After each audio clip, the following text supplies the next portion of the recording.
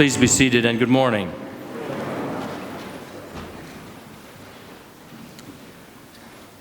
In the nearly 9 years that have passed since it was my supreme privilege to lead this then Anglican parish of 140 people into the Catholic Church, it has also been my privilege and one of the greatest joys of my priesthood to shepherd dozens of additional people, both non-Catholics and lapsed Catholics, into or back into the fold of the Church.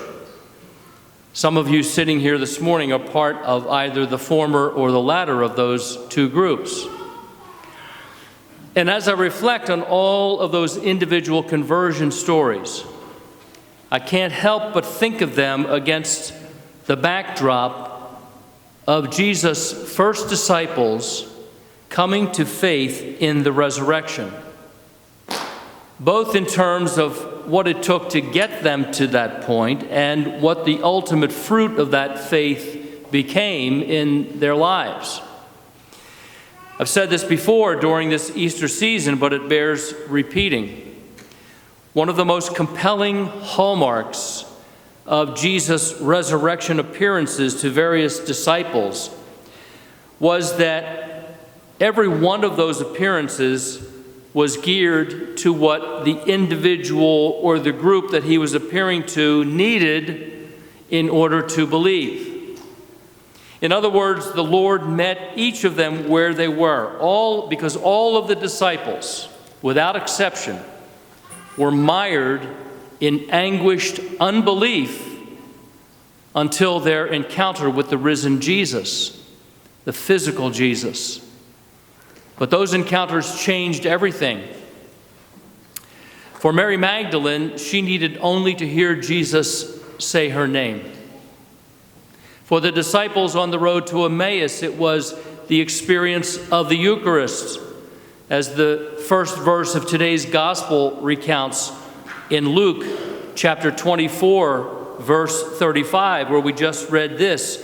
Then they told what had happened on the road and how he was known to them in the breaking of the bread.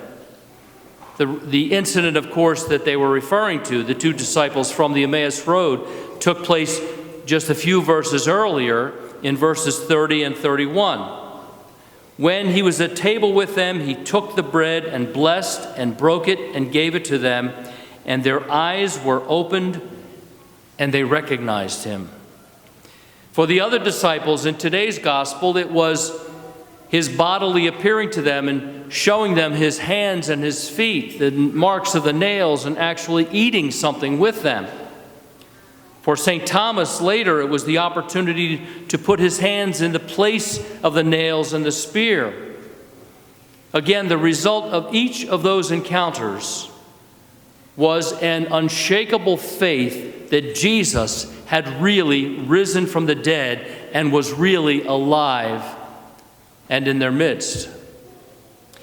So the realization and the internalization of Jesus' resurrection filled these disciples then with a holy boldness, a kind of sacred confidence that lasted for the rest of their lives. It was a confidence that was so unassailable that years later, the very real threat of being eaten alive by wild animals, or of being crucified or beheaded or burned at the stake could not shake the faith of those early Christians from their rock-solid conviction that Jesus Christ had risen from the dead. They did, in fact, go to their own deaths, joyfully professing that faith. Thus, Peter, who just a matter of weeks earlier had been so intimidated by a servant girl in the court of Caiaphas on the night of Jesus' arrest, that he actually vigorously denied the Lord 3 times. Now, as we just read from Acts chapter 3, this same Peter stands up in Solomon's portico in Jerusalem and proclaims this: "Men of Israel, why do you wonder at this, or why do you stare at us as though by our own power or piety we had made him walk?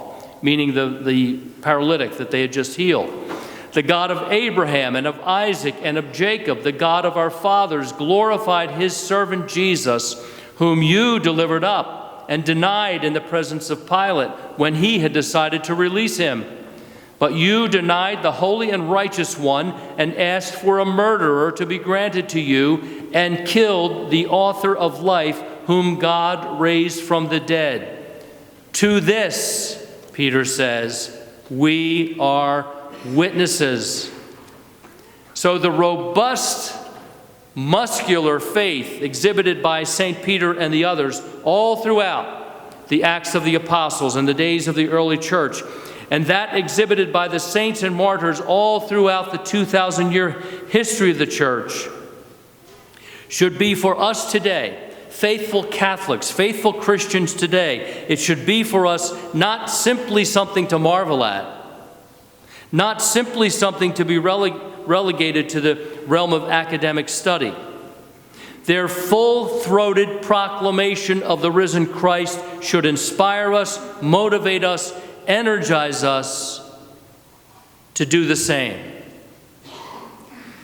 Again, as I've been saying throughout this Easter season, you and I have not had the benefit of seeing and hearing and touching the risen Lord in bodily form. We were not eyewitnesses to the resurrection as they were, and yet we believe.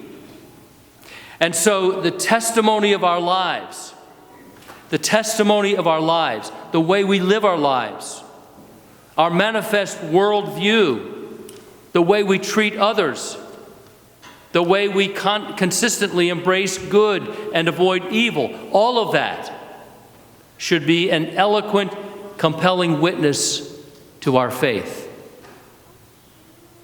You know, there are currently 7.7 billion people on planet Earth. If Bill Gates had his way, that number would be 6.7 billion. But that's the subject for another homily. Of those 7.7 billion, 2.3 billion of those identify themselves as Christians. Of that number, 1.2 billion identify themselves as Catholics. Of that last number, I've often wondered how many are truly living lives that are both formed and informed by the resurrection of Christ. Or how many even think of that as something to which they need to give serious consideration. Because it's not for nothing that Jesus paid such a hideous price for our salvation. It's not for nothing that God has called you to himself, that he has marked you as his own child in baptism. It's not for nothing that the Holy Spirit indwells you, making you a temple of the Holy Spirit and working constantly to transform you into the image of Christ. In short, it's not for nothing that you are a Catholic at this precise point in time and history. This precise point in time and history, as challenging, as difficult, as scary as this point in time and history may be. Our identification with Jesus and our participation in his death and resurrection should animate you and me no less than it animated Peter and the other apostles to be Christ's witnesses in a world that is frequently hostile, but more often than not, simply indifferent to the most cataclysmic event in human history, namely the suffering, death, and resurrection of Jesus Christ, the Son of God. The incarnate Son, in much the same way as he did with the apostles then, has called you to be that witness. You might not think so sitting here this morning, but he's called you to be that witness. I say in much the same way as he did with the apostles, the notable difference again being that we have not been eyewitnesses, but our testimony should be no less compelling to this hostile or indifferent world So then how then is Jesus' call to you and me similar to that of the apostles? In several ways. Let's look at this for a moment. First, Jesus, by his Spirit, has initiated the call to be in relationship with him. He told the apostles, "You have not chosen me, I have chosen you." He initiated the relationship, didn't he? He went out and he said to these apostles, "Follow me." In much the same way, he has initiated that relationship with us. How did he do that? Well, in a general sense, by all that he accomplished by his incarnation, death, resurrection, and ascension. But in a more specific and particular way, he did this beginning with your baptism, by which he freed you from original sin, initiated you into the new covenant, incorporated you into the life of both the Trinity and the church, introduced you to the life of grace and holiness, infused you with the theological virtues of faith, hope, and love, and marked you indelibly as his own. Did you know that he did all that when you were baptized? He did. Secondly, he meets you where you are. He did so, as I said earlier, in his resurrection appearances to all the early disciples. He does so as well with you, where you are, where you live, in the circumstances of your daily life, never violating, but always working in the context of your personality and your free will. St. Thomas Aquinas once famously wrote that grace builds on nature. Grace builds on nature. In other words, God knows what makes you tick. In fact, he knows it better than you yourself know. And his gentle Spirit meets you, as I said, where you are and molds you into what he wants you to become. Grace builds on nature.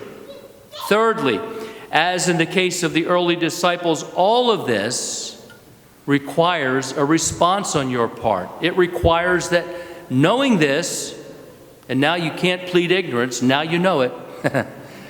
Knowing this, you need to do something. Not merely a nod of the head, not just a mental assent, but an all-in response. All in.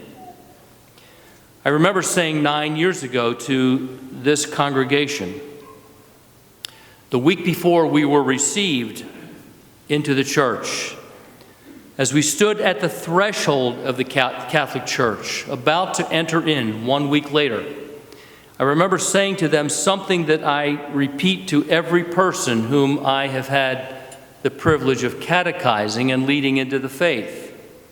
I told them this: make a solemn commitment to God and to yourself to be the best Catholic you can be, with God's grace. The best Catholic you can be. Because you're not just changing churches. You're not just making a casual choice to switch from Protestantism to Catholicism, or from lapsed Catholic to practicing Catholic. You are, I told them, following and obeying a wooing, an initiative of the very Spirit of the living God. And that's a big deal. So I told them, and I share this with you this morning, from this moment forward, let your life be a clear, consistent, unambiguous testimony of that truth, of your understanding of that truth, that God, by his Spirit, has brought you to this moment. Be prepared every day of your life, by your words, by your example, like St. Peter and the countless saints of God all throughout history, to proclaim to a lost and dying world, and by the way, even if you need to do so at the risk of ridicule or being canceled or persecuted or put to death, be prepared to proclaim to a lost and dying world, God raised Jesus from the dead. To this we are witnesses. In the name of the Father, and of the Son, and of the Holy Spirit. Amen.